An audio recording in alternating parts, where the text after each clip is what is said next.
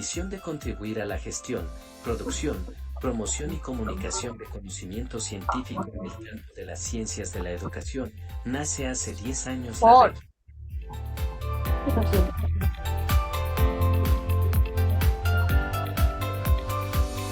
En estos años vamos construyendo espacios de convergencia y generando amplia integración, mejor reconocimiento y comunicación entre docentes, investigadores e instituciones de América y Europa.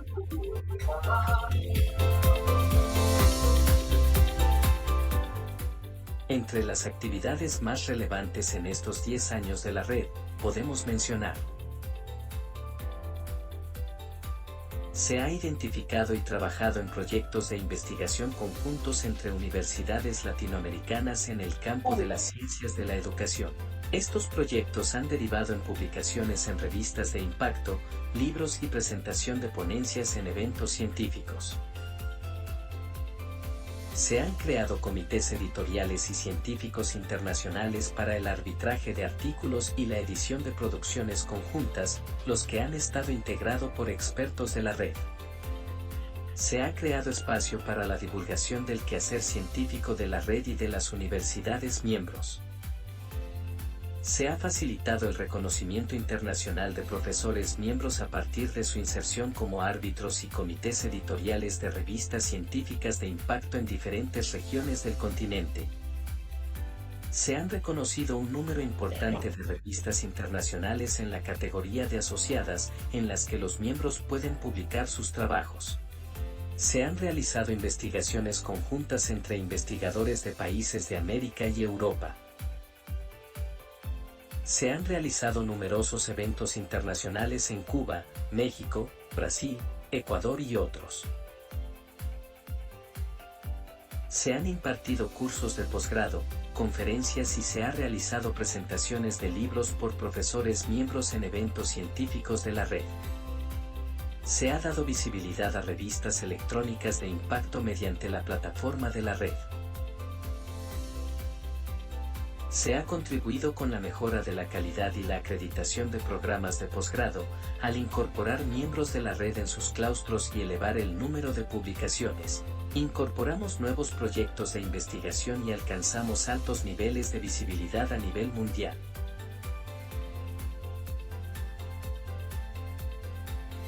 RED es un reflejo de lo que, entre los docentes de todas las regiones se puede construir, sin derroche de recursos y bases tecnológicas de alto estándar. Somos la voluntad de cientos de investigadores que intentan aportar a la consolidación y desarrollo de las ciencias de la educación a nivel mundial.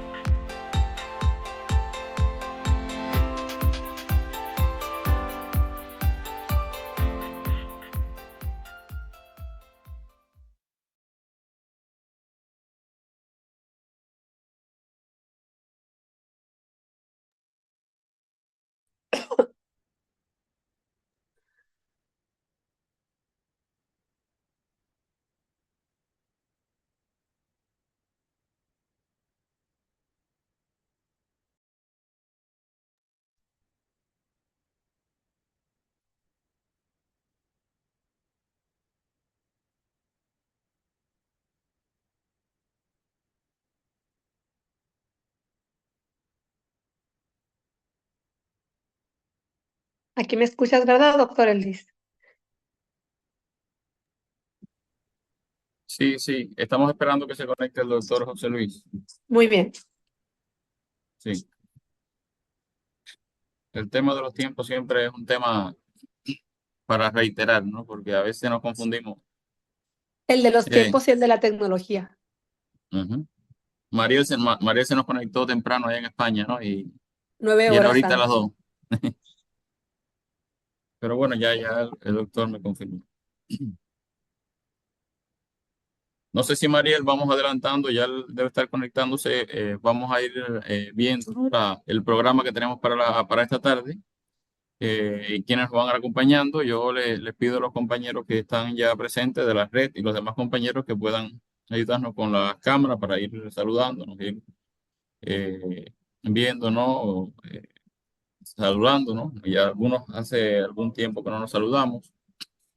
Aquí tenemos algunos compañeros de la red de México, de Colombia, de Ecuador, y estamos listos para iniciar casi, ¿no? En unos minutos desde que el doctor se conecte. En la mañana tuvimos una sesión particular, tuvimos un panel en el que nos acompañó el doctor José Joan Solé Pla de la Universidad de Girona en España, que dio una conferencia magistral. Y seguidamente tuvimos un panel internacional sobre el aprendizaje colaborativo internacional en línea, donde nos acompañaron profesores de Colombia, España y México. Una sesión bastante nutrida, bastante rica, que aportó al desarrollo de estos temas en el área de la educación. En el caso de esta tarde tenemos prevista la conferencia magistral Los paradigmas de la educación y sus implicaciones en la práctica docente en épocas de transformación. En este caso vamos a tener la presencia del doctor José Luis Murillo Amaro, del Centro de Investigación y Desarrollo Educacional de México y del Centro de Estudios de Posgrado Les Bigogi de México.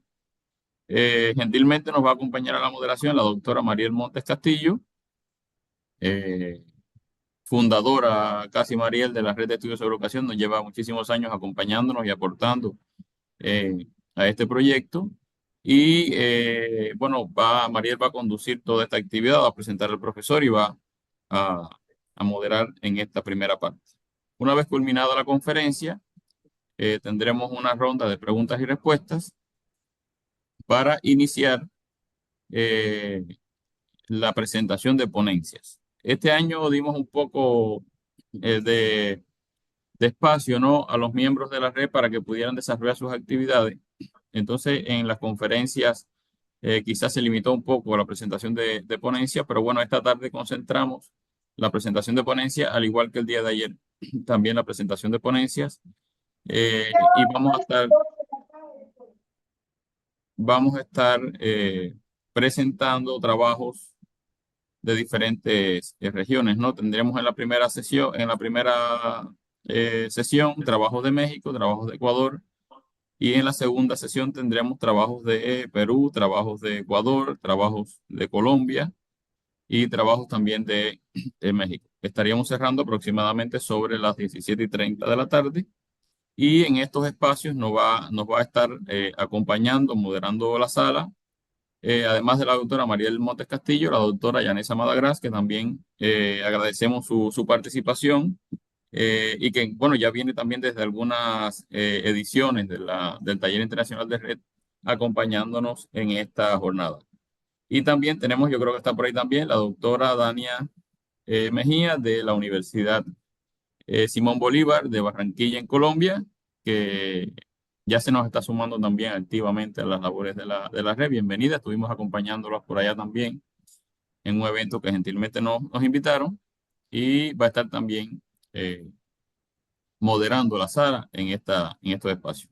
Nosotros vamos a apoyarnos, ¿no?, en Dania y en Mariel para el coanfitrión de la sala, ¿no?, porque aquí hay eventos particulares y a las 4 de la tarde dejamos de existir virtualmente. Entonces, para que la sala no se caiga, hemos estado optando por esas alternativas, ¿no? Y que la sala siga funcionando, y ahí uno aprovecha y puede moverse a otro lugar y puede conectarse. No sé si el doctor José Luis ya está en la sala. Ya tenemos un buen número de participantes. Si gustas, ¿puedo avanzar con la presentación del CBU o lo esperamos? Pudiéramos ir Porque está adelantando con la extenso. presentación y yo voy viendo con él por interno. Muy bien.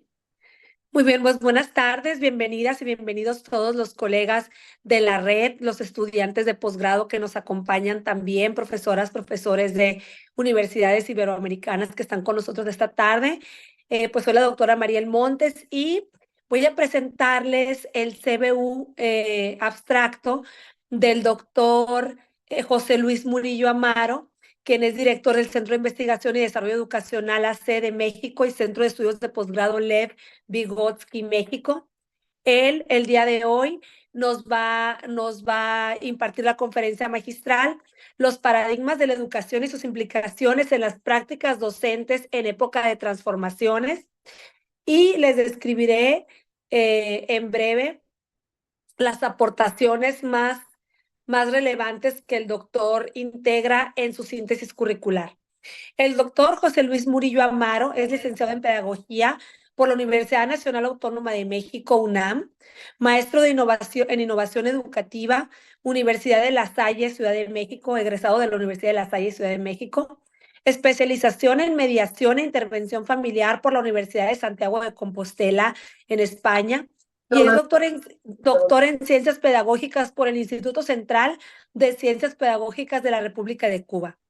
El doctor José Luis es director de la revista Maestros de América, publicación de la Asociación de Educadores Latinoamericanos y Caribeños.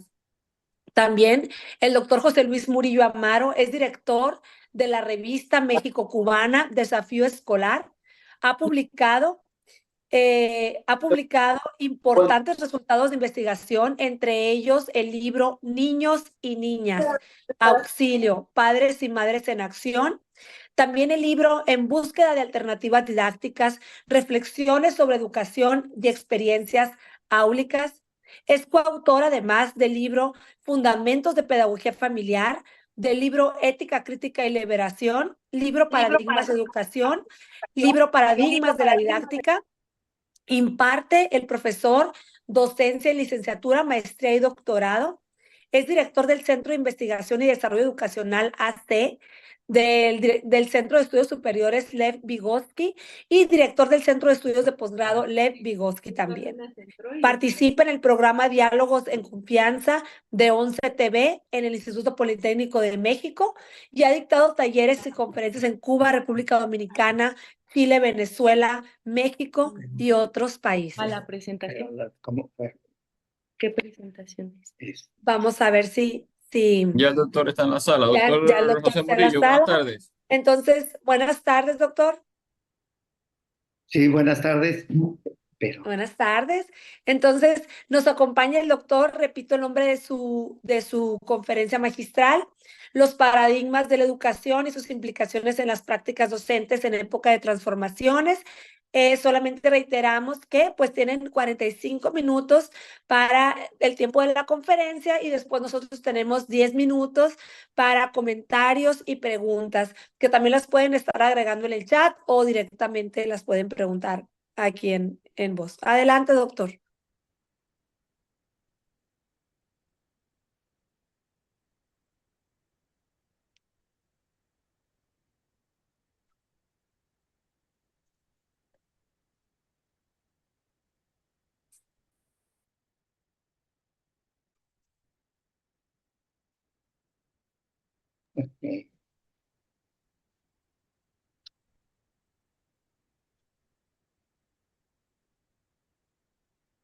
bueno, pues muy buenas tardes a todos.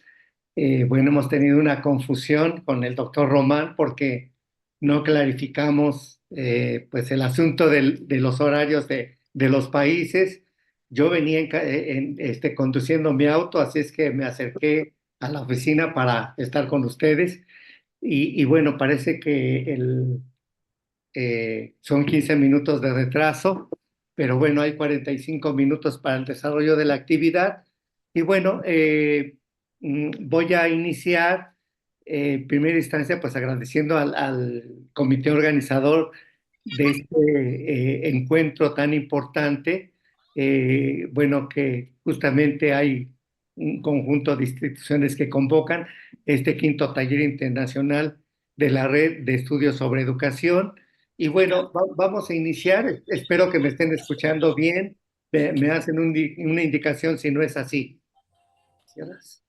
Bueno, el título del trabajo de la conferencia es Los paradigmas de la educación y las implicaciones en las prácticas docentes en época de transformaciones.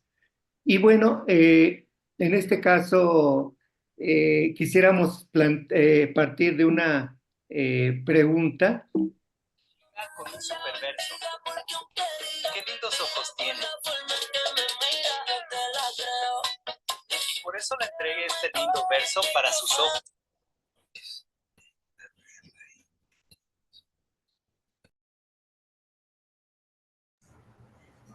Por favor, los que entren a la sala, si pueden silenciar su micrófono, tener la prudencia. Gracias, doctor. Ahora, usted se quedó silenciado. Está desactivado el micrófono. Ok, sí, muchas gracias. Bueno, ya me escuchan bien, ¿verdad? Bueno, la pregunta de arranque sería, ¿por qué estudiar ciencias de la educación? Ese es el primer planteamiento, dado que, como decíamos, el título de la conferencia, pues es la revisión de, en este caso, diferentes paradigmas de la educación y las implicaciones en las prácticas docentes. Entonces, ¿por qué estudiar ciencias de la educación? Bueno, básicamente, bueno, nosotros tendríamos que partir de qué son esas ciencias de la educación. Bueno, en este caso vamos a decir que son un conjunto de disciplinas que se encargan de analizar y profundizar en diversos aspectos del área educativa, incluyendo las prácticas de la enseñanza. En general, todas las profesiones finalmente se preparan en dos grandes dimensiones, en una dimensión teórica y en una dimensión empírica. El médico, bueno, tiene que trabajar con diferentes conceptos de medicina y luego, bueno, también desarrolla habilidades justamente para la intervención en el área de la salud. Entonces, en ese sentido, en el campo de la educación, bueno, nosotros decimos que los docentes, los profesores, los que Mira, aquí está esa hueputa. dirigen el proceso de enseñanza-aprendizaje, hay un ruido extraño. Si gustan, vamos a localizar el audio para bloquear. Yo creo que es más sencillo que silenciarlo. Ya Ok. silenciamos ahí, vamos a... Muchas gracias. Les decía yo que nosotros debemos entender que los que se dedican a la educación, pues trabajan con una disciplina justamente que es la pedagogía. La pedagogía es la ciencia que tiene por objeto de estudio de la educación. Y por supuesto hay un conjunto de ciencias que permiten la comprensión de los diferentes fenómenos que confluyen en los procesos educativos. Y en ese sentido decimos que los profesores deben conocer estas disciplinas para fundamentar teórica y metodológicamente su actividad profesional.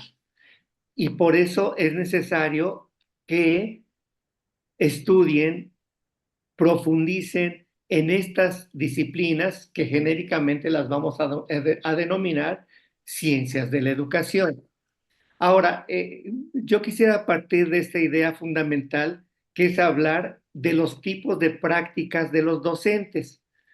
Bueno, justamente el hecho de que yo profundizara en el estudio de las diferentes teorías, de los diferentes paradigmas de la educación, básicamente parte de una inquietud de reconocer cómo están desarrollando las prácticas profesionales los docentes.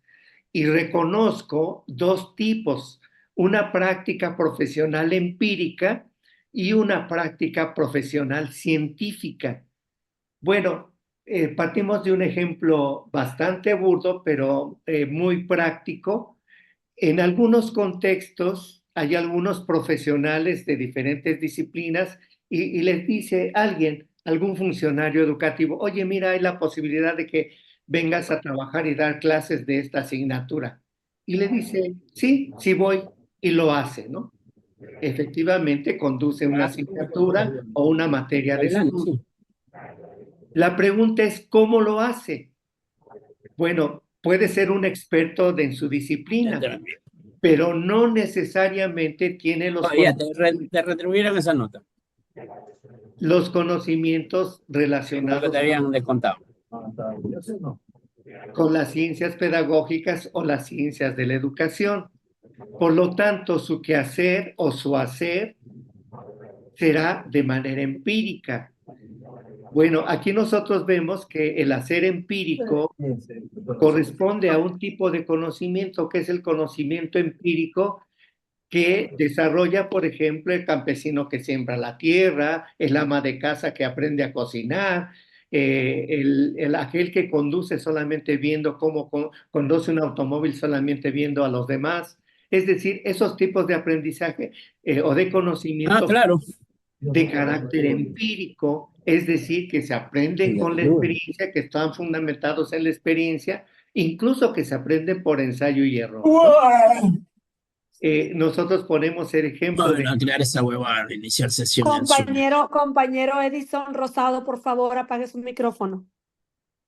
Por ejemplo, cuando un matrimonio de recién casados empiezan a convivir y bueno, resulta que la dama le prepara el almuerzo, el desayuno, la comida y le hace una sopa, ¿no? Y le dice, mira, mi amor, pues te acabo de preparar una sopa.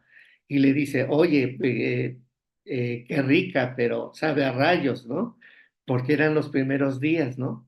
Entonces, ¿por qué? Porque apenas se está aprendiendo. Quizás en la segunda o en la tercera o en la quinta o después de 1 o 2 meses ya la sopa sabrá rica porque va aprendiendo justamente a partir de la experiencia. Es un tipo de conocimiento de carácter empírico.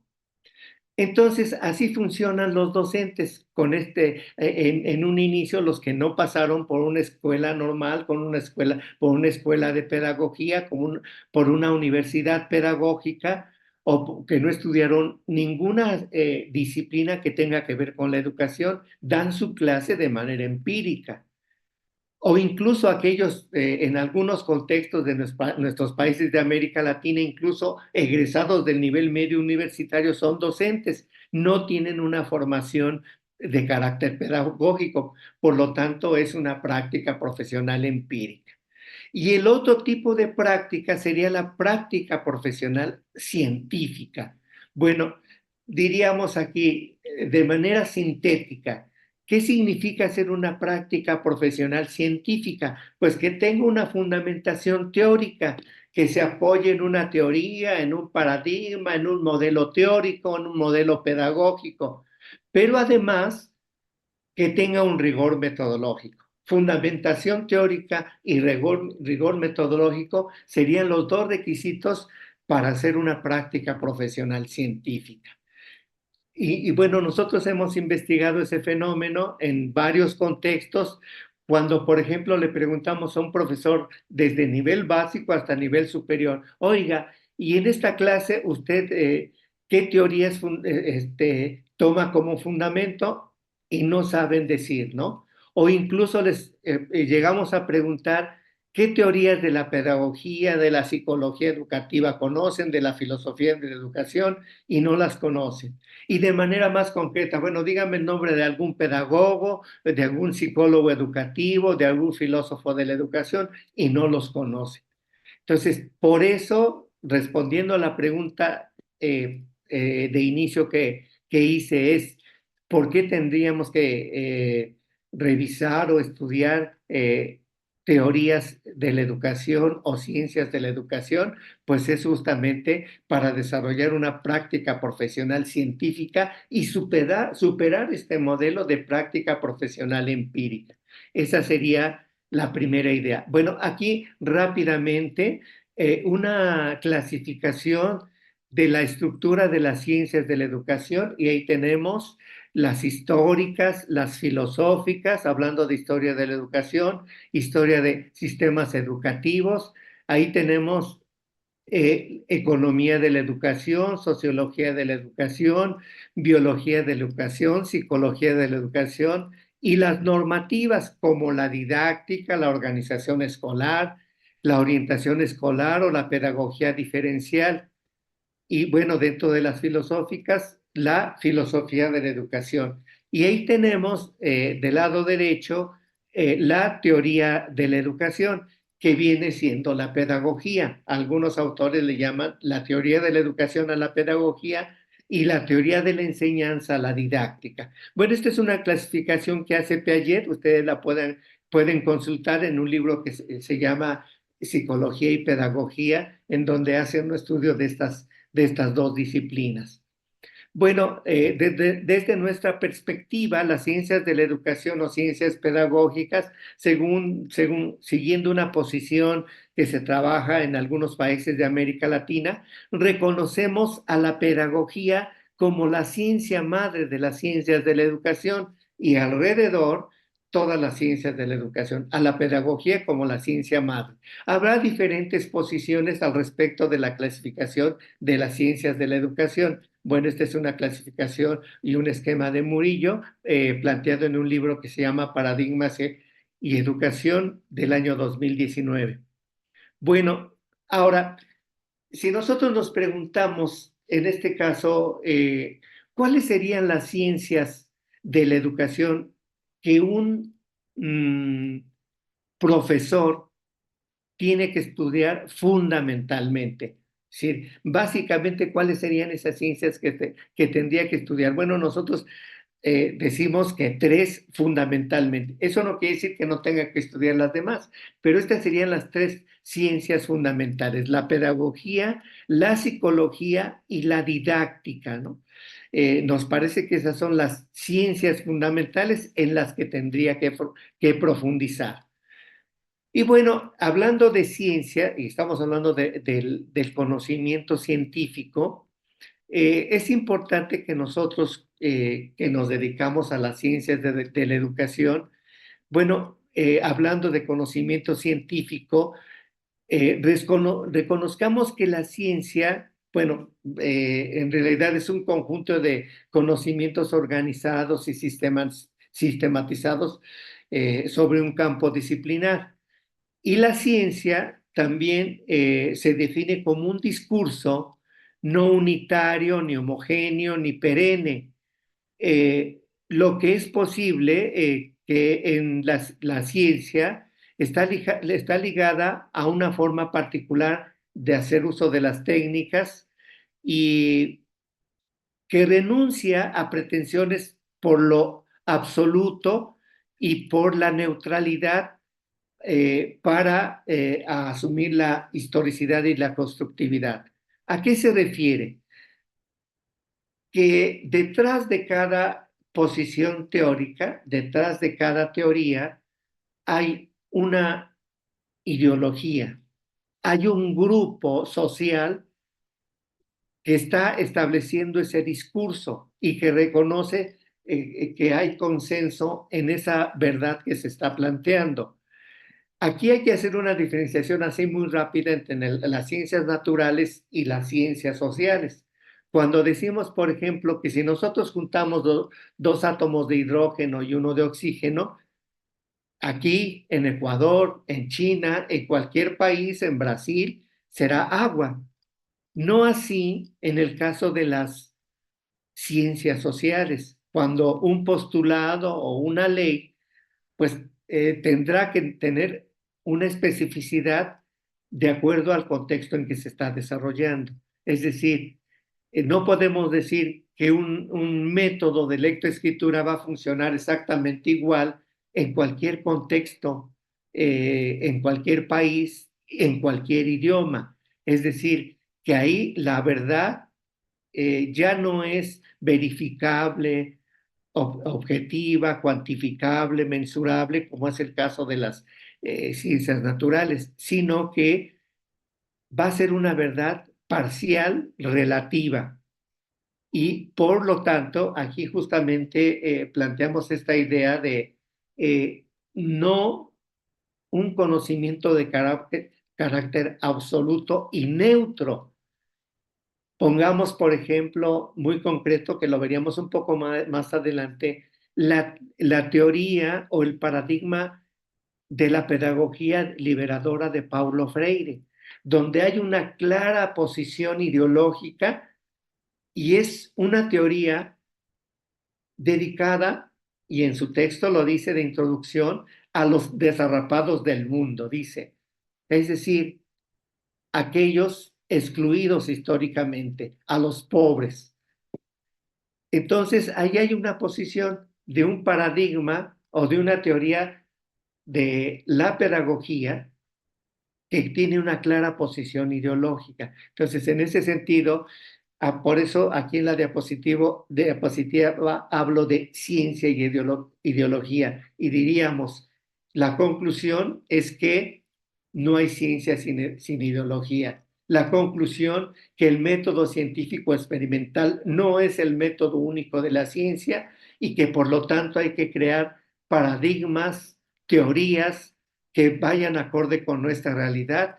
Y hay toda una propuesta justamente de las epistemologías del sur, que se viene desarrollando hablando de una postura crítica o alternativa, justamente planteando la construcción de paradigmas desde una posición desde los excluidos sociales. Bueno, en el concepto de paradigma, aquí nosotros retomamos en lo que plantea Kuhn. Él tiene un libro muy interesante para quien quiera profundizar que se llama La estructura de las revoluciones científicas. Incluso me parece que lo anexé aquí a la presentación. Y dice que paradigma es un sistema de creencias, principios, valores y premisas que determinan la visión de una determinada comunidad científica, que una comunidad científica tiene de la realidad. Entonces, ese es un paradigma. Bueno, en este caso, más adelante yo planteo que hay diferentes términos para relacionarse o que se relacionan con el término de paradigma. Digamos, el concepto tradicional sería teoría, pero también puede ser modelo, enfoque, escuela, perspectiva, tendencia. Digamos, el concepto moderno, el concepto más utilizado actualmente es el concepto de paradigma, pero sería el sinónimo de teoría. ¿Qué es lo que contiene una teoría? Bueno, en este caso tiene un conjunto de postulados o premisas, un conjunto de categorías y un conjunto de variables, ¿no? Por ejemplo, ¿de qué paradigmas podemos hablar? Del paradigma psicogenético de Jean Piaget, del paradigma histórico-cultural de Lev Vygotsky, del paradigma de la escuela tradicional, del paradigma de la escuela nueva, etcétera, etcétera. Hablé de paradigmas de la pedagogía y de la psicología. Entonces, en ese sentido, esos serían los componentes del paradigma, ¿no? Vamos a profundizar un poco más adelante. Bueno, aquí, fíjense, viene un conjunto de paradigmas de la pedagogía.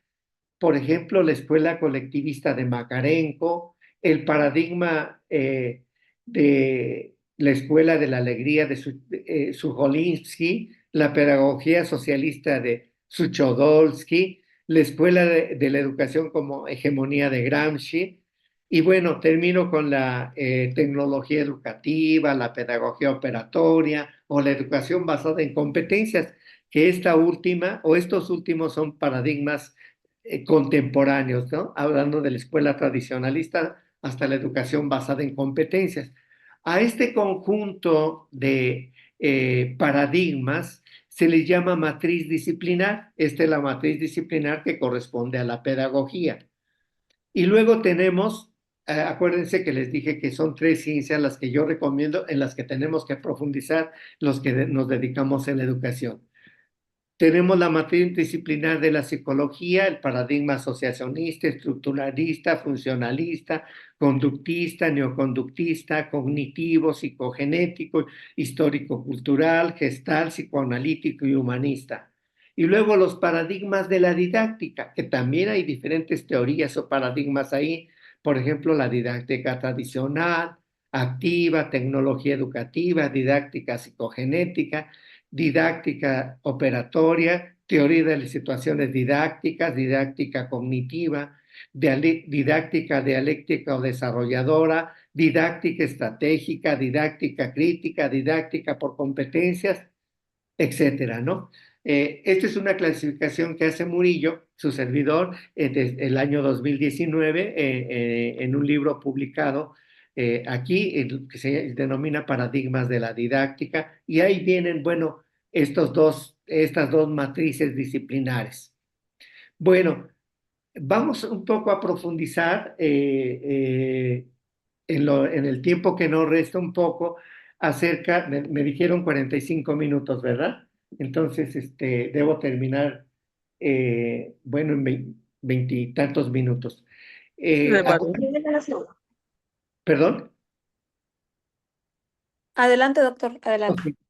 La definición, vamos a hablar un poco de la pedagogía, ¿no? De la definición etimológica. Bueno, la palabra pedagogía deriva del eh, griego paidos, que significa guiar o conducir. Eso sería la definición etimológica. Y aquí lo importante es que reconozcamos su objeto de estudio, que es la educación. Bueno, ahí tenemos a la pedagogía y ¿qué tendríamos que plantear? Bueno, su objeto de estudio, sus categorías, sus leyes, sus principios y sus ramas, así como lo esencial, ¿no? En este caso, hablamos de la pedagogía como ciencia. Voy a tocar solamente puntos centrales. La pedagogía como ciencia debe poseer una sólida fundamentación filosófica. Esta fundamentación filosófica sirve como base teórica y metodológica general de sus postulados. Un postulado decíamos que es un principio, es una premisa, es un presupuesto teórico.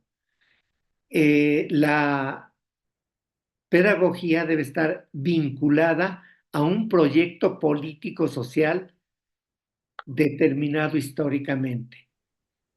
Bueno, ya sabíamos que en este caso no es lo mismo hablar de un proyecto educativo en la Grecia antigua o en la actualidad, o hablar de un país latinoamericano, de un país europeo, de un país ahí en el mundo, en la misma Europa, de los países nórdicos, o en este caso de África o de Asia. Es decir, cada sociedad, cada país tiene un proyecto político social determinado, ¿no? Ahora, por ejemplo, en México estamos pasando por un proceso de un proyecto político muy específico que se inició hace 6 años y que, bueno, tiene continuidad 6 años más. Es un proyecto político que tiene sus propias características y a eso está anclado el sistema educativo. Bueno, les invito a revisar en Internet los planes de estudio que se derivan a partir de de este proyecto político que aquí en México le llamamos la nueva escuela mexicana. En Internet pueden encontrar esa información. Y luego, bueno, en este caso la pedagogía debe estar dotada de un sistema categorial determinado. Revisaremos un poco más adelante. Y sobre todo aquí, la pedagogía debe servir para la transformación del hombre individual y socialmente, ¿no? Decimos, el hombre se educa para transformarse. El mismo concepto de educación, que es objeto de estudio de la pedagogía, la educación es el proceso mediante el cual el hombre se desarrolla de manera integral. Educación, decían los griegos, es humanizar. Educación es promover el desarrollo integral humano. Entonces, en ese sentido, el hombre tiene que transformarse desde el punto de vista individual y desde el punto de vista social. Y hay, bueno, las categorías pedagógicas o las categorías de la pedagogía: educación, enseñanza, instrucción, aprendizaje, bueno, hablando del proceso, enseñanza, aprendizaje y formación. También se dice que la educación es la formación humana. Bueno, hablando de las ramas, ahí viene una serie de ramas: la pedagogía social, la pedagogía diferencial, la pedagogía orientadora, la pedagogía psicológica, la pedagogía religiosa, la pedagogía familiar, etcétera, ¿no? Bueno, hasta ahí la pedagogía. Estaremos haciendo una revisión rápida. Más adelante hablaríamos levemente sobre esta disciplina, pero bueno, en relación a la psicología, bueno, significa o viene de la raíz griega que significa psique, que significa alma, ¿no? ¿Cuál es el objeto de estudio actualmente de la psicología? La psicología estudia la conducta o el comportamiento de los seres vivos. Ya hoy en día estamos hablando de psicología no solamente del ser humano, sino psicología animal, e incluso hay estudios que hablan de la psicología de las plantas, psicología vegetal. Entonces, por eso ahora genéricamente la psicología estudia eh, a todos los seres vivos, el comportamiento de todos los seres vivos. Ese es el objeto de estudio. Y bueno, dentro de las categorías, porque también tiene su sistema categorial, bueno, ahí tenemos percepción, atención, motivación, emoción, etcétera, ¿no? Hablando de las categorías, uno de los principales psicólogos de la psicología marxista, que es Fernando González Rey, a quien recomiendo por sus grandes aportaciones, habla de estas categorías de la psicología, que son reflejos, actividad, comunicación, motivo, relación de lo cognitivo o de lo cognitivo y lo afectivo y la personalidad. Bueno, y ahí, fíjense, todo un conjunto de ramas de la psicología. En este caso hablamos de la psicología educativa, de la psicología escolar, de la psicología social, de la psicología del desarrollo. Cada una de estas ciencias son la ciencia madre, la psicología general o la psicología. Tiene su propio objeto de estudio, su propio sistema de categorías. Bueno, específicamente, ¿cuál psicología nos interesa a nosotros los profesores? Bueno, la psicología educacional, que también se llama psicología educativa, psicopedagogía o psicología pedagógica. Esta denominación es de toda la escuela rusa y hay, bueno, 4 libros clásicos que yo les recomiendo de psicología educacional o psicopedagogía o psicología pedagógica. Es Manual de Psicología Pedagógica de Nina Talicina, discípula de Galperín, quien a su vez es discípulo de Vygotsky. Psicología Educativa de Ausubel, Novak y Hanesian, un grupo de estudiosos norteamericanos. Psicología Pedagógica de Lev Vygotsky y Psicología y Pedagogía de Jean Piaget. Serían en este caso algunos libros. Hay otros sobre psicología y pedagogía que pueden ustedes revisar. Entre ellos también está el de William James, pero hay otros que están planteando el estudio de esta psicología. Bueno, debe considerarse la psicología pedagógica como una ciencia independiente, como una rama y que es una psicología aplicada, ¿no? La psicología pedagógica, bueno, sería, diríamos, una psicología teórica y aplicada a la educación y a la enseñanza. Bueno, y aquí, bueno, yo les presento, me parece muy interesante este planteamiento que hace Ausubel en relación a la psicología educativa y bueno, se ocupa de la naturaleza, los resultados y la evaluación, aprendizaje escolar, variables de la estructura cognitiva, la capacidad intelectual, la personalidad, el material de instrucción, los profesores, y bueno, por supuesto, cómo influyen los profesores, ¿no? Y bueno, aquí retomamos un poco los principios de la psicología pedagógica que nos da Fernando González Rey, principios de la personalidad, principios de unidad de lo cognitivo y lo afectivo y principios de la actividad y la comunicación. Bueno, hasta ahí entonces cuestiones genéricas de esta psicología de la educación.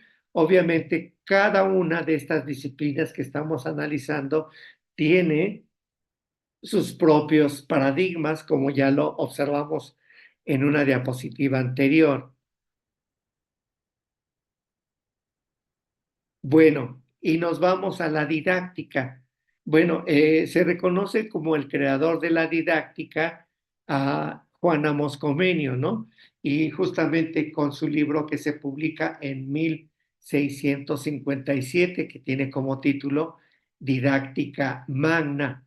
Y bueno, la palabra didáctica se deriva de didasken, que significa enseñar, y tecné, arte, ¿no? La didáctica, de acuerdo a la definición etimológica, sería el arte de enseñar.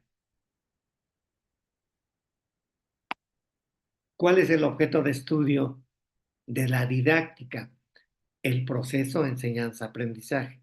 Ese es el objeto de estudio de la didáctica. Muy importante. Arte de enseñar y su objeto de estudio, el proceso de enseñanza-aprendizaje. Entonces, en este caso, reconocer el objeto de estudio de la pedagogía, que es la educación, y el objeto de la psicología, que es la conducta o el comportamiento de los seres vivos. El objeto de estudio de la psicología educativa o psicología educacional, que va a ser el proceso de enseñanza-aprendizaje y los aspectos motivacionales que se implican en dicho proceso, ¿no? Aquí, para diferenciar un poco a la didáctica de la psicología pedagógica o la psicología educacional, ambas trabajan con el proceso de enseñanza-aprendizaje, pero reconocer que la psicología pedagógica abarca otros procesos que son que se refieren a los factores afectivo-motivacionales. ¿Cuáles son las categorías de la didáctica? Bueno, en este caso, aquí parece que quedó volteado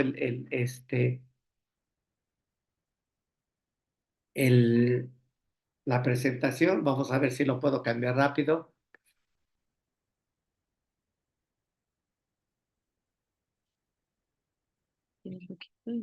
Yo creo que salió.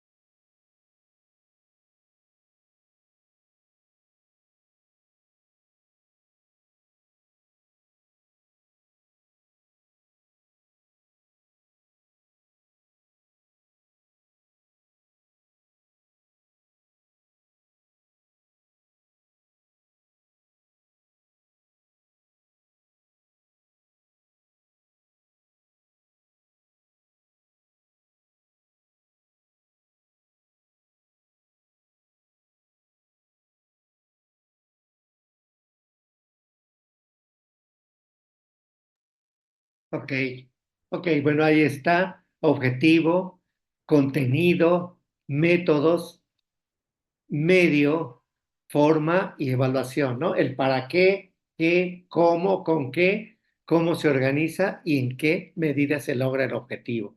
son las categorías de la didáctica con las que debemos trabajar los docentes. La didáctica se concretiza en la planeación didáctica, para que tengamos claro en ese sentido.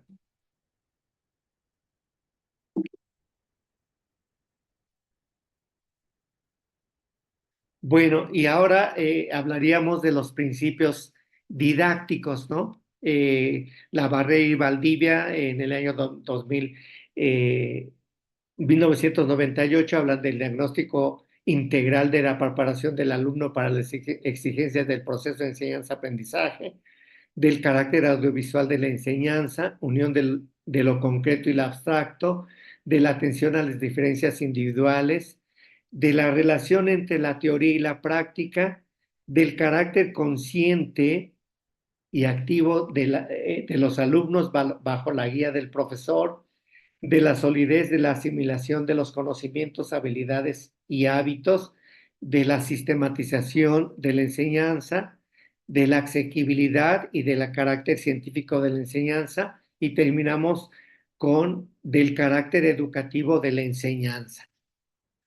Bueno, y en relación a las ramas, bueno, tenemos primero un grupo de ramas que serían la psicología general, la especial y la diferencial.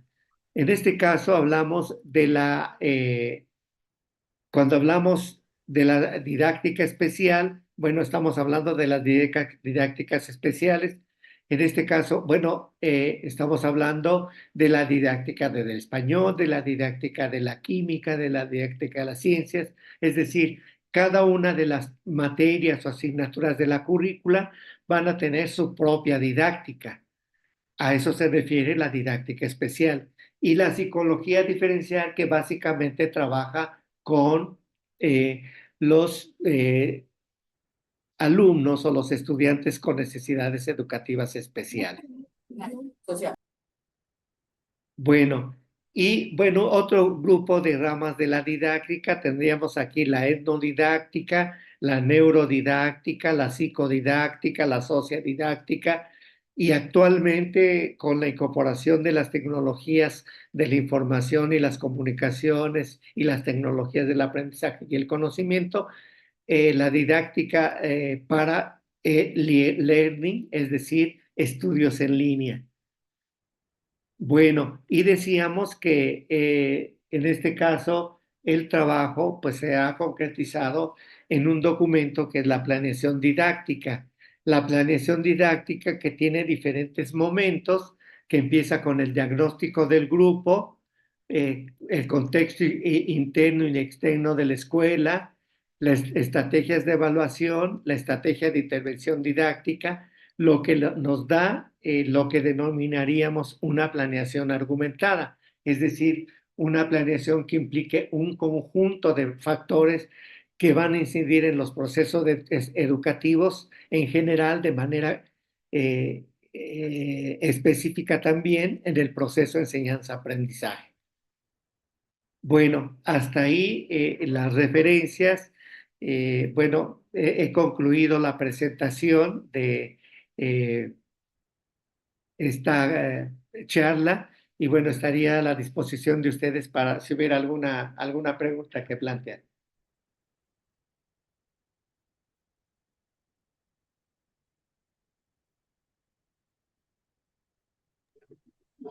Sí, Muchas buenas gracias. tardes. Aquí está. Muchas gracias, doctor, por sus aportaciones y sobre todo por esta triada, ¿no? Que presenta de disciplinas. Es muy importante y ahora la perspectiva de los estudios también interdisciplinares, en donde pues nos queda claro que no se podrían resolver los problemas solo desde los problemas en educación, solo desde la de educación como ciencia, solo desde la psicología.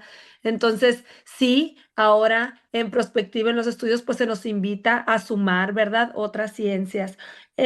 ¿Alguien que tenga alguna pregunta para el doctor, algún comentario? Sí, buenas tardes. Quisiera que me den alguna orientación sobre cómo poder conseguir los libros que el doctor acabó de mencionar en toda su presentación. Sí, cabe recalcar que son libros que nos ayuden como futuros educadores para poder realizar un trabajo mejor, conociendo las bases en donde nosotros nos estamos formando y cuando seamos docentes para poderlas fortalecer a su vez. Eh, sí, con mucho gusto. Me dicen que próximamente estarían en Amazon, aproximadamente en unas 2 semanas. Ustedes pueden conseguirlos en Amazon. Doctor, ¿cómo se llama el del 2019? Que es de usted, ¿verdad? De autoría de usted. Es de 2019. Si nos pudiera repetir el Y nombre, por favor. se llama Paradigmas y Educación. Muy bien. Y hay otro libro, el segundo, que complementa, digamos, esta posición que se llama Paradigmas de la Didáctica. Ok.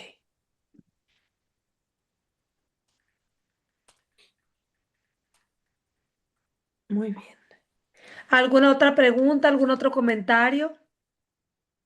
Sí, María, si me permite. Bien, bueno, agradecer al doctor José Murillo la presentación, ¿no? El doctor Roberto Valdés nos está acompañando por YouTube, pues no ha podido entrar al Zoom, así que de seguro si estuviese ya le estuviera dando criterios, ¿no? Particularmente por la escuela que defienden y que defendemos, ¿no? Eh, yo creo que usted tiene que también acompañarnos en algún momento en la red porque fíjense que la red de estudios sobre educación surge en el año 2014 precisamente para escribir, ¿no?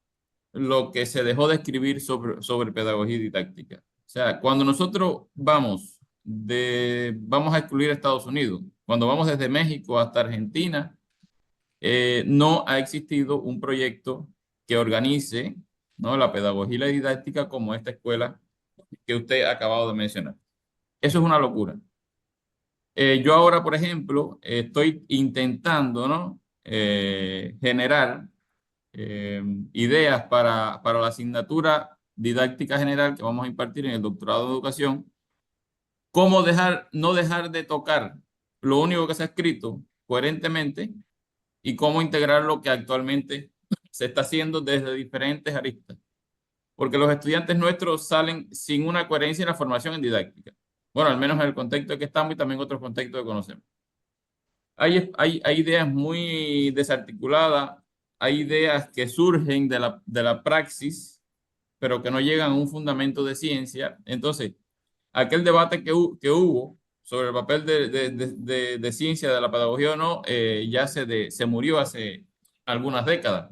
Entonces, no ha existido otro movimiento que lo haya aglutinado. A mí me complace mucho que esté compartiendo esas ideas porque yo creo que son ideas que por lo que usted decía, ¿no? Por cuestiones de Occidente y Oriente no han entrado en quizás con mucha fuerza en América Latina, aunque sí conocemos que hay movimientos fuertes en México, movimientos fuertes en Brasil, movimientos en Argentina que abordan el tema de la pedagogía histórico-cultural y otra pedagogía que nos ha ilustrado mucho el camino en este sendero. No sé si pudiésemos llamarle, o sea, pedagogía pragmática o didáctica pragmática, pero es la que más sufrimos hoy en la actualidad. Los españoles nos han ayudado a eso también a trabajar la psicología de manera separada, la psicología de educación, la tecnología de la educación. Ahí tenemos a Mariel por allá pasando un curso de didáctica en España. Y yo le dije, también compártenos lo que hay de didáctica, novedoso, porque es difícil encontrar ideas que nos den luz, que nos refresque, ¿no? El pensamiento de lo que hasta ahora se ha escrito, porque yo al menos no he encontrado, ¿no? Algo que aglutine todos los componentes, un cuerpo teórico coherente, ¿no? Por ejemplo, a veces vamos a dar aquí o algún profesor va a dar algo de didáctica y empieza a hablar de tecnología. Nosotros vemos la tecnología como un medio para llegar al estudiante, ¿no? Porque no hay nada más importante en la didáctica que el profesor y el estudiante. Y entre ellos dos existen elementos que apoyan y refuerzan esa formación. Entonces, esas ideas son interesantes. No sé si sobre eso tiene alguna idea, además de los libros que usted tiene, Ya comprometimos a María que nos va a compartir libros de didáctica para lo que vamos a hacer y bueno, le agradezco por el tema, ¿no?, que nos trae. Sí, realmente hay varias cosas. Primero, la inquietud.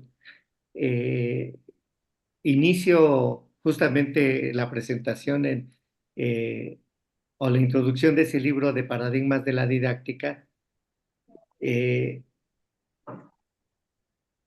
a partir de el trabajo que desarrollo con profesores en servicio de diferentes niveles educativos. Y también trabajo en la formación de profesores. Pero básicamente el trabajo con los profesores en servicio con diferentes formaciones y perfiles me permite reconocer que ellos desconocen las diferentes teorías, los paradigmas, y eso ha sido en mi experiencia no solamente en México, en diferentes contextos económicos, culturales, etcétera, no solamente en México, sino también en varios países. He estado en Brasil, por ejemplo, he estado en el propio Ecuador, en Chile, en varios países, y esa ha sido mi experiencia cuando les decimos a los profesores, saber cuáles son las teorías que están fundamentando su práctica. No saben. Entonces, cuando yo diseño una clase, les digo, bueno, vamos a hacer una evaluación diagnóstica a ver qué conocen sobre este tema, ¿no? Y entonces les digo, bueno, y esto lo fundamento después de aplicar la actividad, digo, bueno, lo he fundamentado en lo que plantea David Oswald en la teoría del aprendizaje significativo, cuando dice que hay que reconocer los conocimientos previos de los estudiantes para promover aprendizajes significativos. Número uno. Número dos, parto de la idea de Vygotsky cuando dice que nosotros determinemos el nivel de desarrollo real de los estudiantes para ver hacia dónde aspiramos llegar. Entonces, hay dos teorías que están fundamentando esta idea de decir o reconocer qué teorías o qué paradigmas están fundamentando lo que yo como docente estoy haciendo. Y les digo, de esa forma usted debe decir exactamente por qué está implementando esta actividad, en qué teoría se está fundamentando, ¿no? Entonces, por eso la inquietud de empezar a profundizar y llevarles a los docentes lo elemental. Y yo llevo varios años justamente revisando literatura y me he encontrado con categorizaciones bastante arbitrarias, complejas. Veo, por ejemplo, las teorías de la psicología educativa o las teorías de la pedagogía y dice, teoría de la pedagogía histórico-cultural. No, les digo, pues es que esa no es una teoría de la pedagogía, es una teoría de la psicología educativa, porque Vygotsky se reconoció como psicólogo y la ubicamos en esta disciplina. Entonces, ese ha sido un trabajo que me parece que es el primero que nosotros debemos iniciar, aunque las líneas son tenues, tanto entre las disciplinas como entre los paradigmas, son muy tenues, y que es parte, yo digo, de lo que plantea Gastón Bachelard, que es la vigilancia epistemológica, es decir, vigilar que cada una de las cosas estén de acuerdo a donde deben de estar. Entonces, efectivamente eso pasa, ¿no? Yo incluso les digo, a ver, aquí está un conjunto de conceptos o de términos, teoría, paradigma, perspectiva, enfoque, escuela, tendencia, que pueden ser sinónimas, porque si yo empiezo a buscar textos, tanto impresos como en línea, digo, a ver, escuelas de la psicología y me aparecen los paradigmas. Y pongo paradigmas, me aparecen las tendencias, etc. Entonces, me parece que tenemos que empezar por eso, ¿no? Y ya para terminar, me parece muy importante el comentario. En las escuelas formadoras de docentes, en las escuelas de pedagogía, están ausentes las disciplinas de didáctica. Los diseñadores de la currícula ya no ponen didáctica, ponen otras asignaturas que ya no son didáctica. ¿Por qué? Ese sería el primer planteamiento, ¿no? Ya no hay psicología general, ya no hay didáctica especial, cuando las didácticas especiales no han desaparecido, ¿no? Entonces, yo creo que es parte de una revisión que tiene que irse haciendo. En ese empeño estamos, bueno, estoy desde hace algunos años, está el producto de estos dos libros, que es Paradigmas de la Pedagogía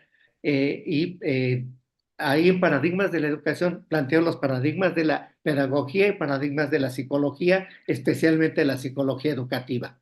Y en el segundo libro planteo los paradigmas de la didáctica que ya mencionaba aquí, porque no hay una didáctica, no hay un solo paradigma de la didáctica, y que hay incluso paradigmas dominantes y paradigmas emergentes. El paradigma dominante en este momento, bueno, es el de la didáctica de la educación basada en competencias, de manera alternativa, el paradigma de la didáctica dialéctica o desarrolladora o vygotsiana. Bueno, eso sería mi Bueno, comentario. muchas gracias, doctor, por esta intervención y por estos últimos comentarios también. Pues como lo comentaba el doctor Eldis, yo me encuentro también haciendo una estancia académica y sobre eso va mi pregunta, una estancia académica en el Departamento de Didáctica de la UNED. Y recuerdo hace 20 años que yo estudié aquí el doctorado, me rodeaba de Jimeno Sacristán, de Antonio Medina Rivilla, que escribió Didáctica General, Didáctica de la Música, Didáctica de la Lengua. Y justamente al verlos aquí ya ahora con 80 y pico años, ¿verdad?